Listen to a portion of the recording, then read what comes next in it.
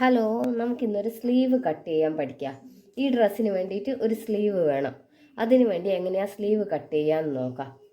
നമ്മൾ ഇതിൻ്റെ ബോഡി വീതി എടുക്കുക. ബോഡി വീതി 13. ബോഡി വീതി വരുന്നത് 13. 13 + 13 26.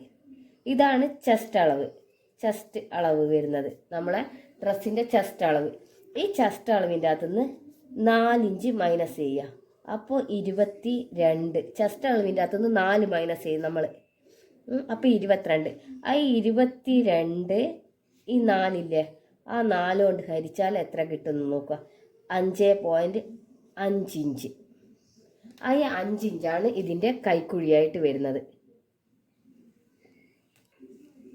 ഇതിൻ്റെ കൈക്കുഴി വരുന്നത് 5.5 ഇഞ്ച്. ഇതാ തിരിച്ച് വെച്ചാൽ ശരിക്കും മനസ്സിലാവുക. കൈക്കുഴി അളക്കുമ്പോൾ 5. ഈ അടി വന്നാണ്ട, ഈ അടി വന്നത് 5.5 ഇഞ്ചിൽ. അതാണ് ഈ 5.5 ഇഞ്ച് കൈക്കുഴീൻ്റെ കൈക്കുഴി.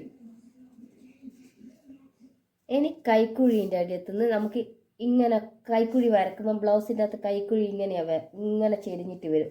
ഈ സ്ട്രെയിറ്റിൻ്റെ അകത്തുനിന്ന് ഇവിടുന്ന് ഇങ്ങോട്ടേക്ക് ഒരു ചെരിവ് വരുന്നുണ്ട്. കണ്ടുപിടിക്കുകയെന്ന് വെച്ചാൽ ഈ 22 22 ഹരിക്കണം 10.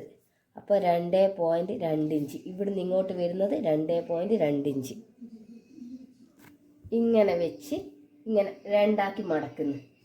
അത്ര നീളം അനുസരിച്ചിട്ട്, വേണ്ടുന്ന നീളം അനുസരിച്ചിട്ട് തുണീൻ്റെ നീളം കണ്ടുപിടിക്കുക. ബ്ലൗസിൻ്റെ അകത്ത് ആ ബ്ലൗസിന് ഇപ്പോൾ ഇല്ലാത്തതിനെ കൊണ്ട് ഞാനിപ്പോൾ 10 ഇഞ്ച് നീളം കൊടുക്കുന്നത്. അതിന് വേണ്ടിയിട്ട് 1.5 ഇഞ്ച് മടക്കി അടിക്കുന്നതും 1/2 ഇഞ്ച് മേലെ അടിച്ചു പോകുന്നതും കൂട്ടിയിട്ട് നമ്മൾ 12 ഇഞ്ച് കൊടുക്കുന്നു. 10 ഇഞ്ചാണെങ്കിൽ 12 ഇഞ്ച് എടുക്കുന്നു.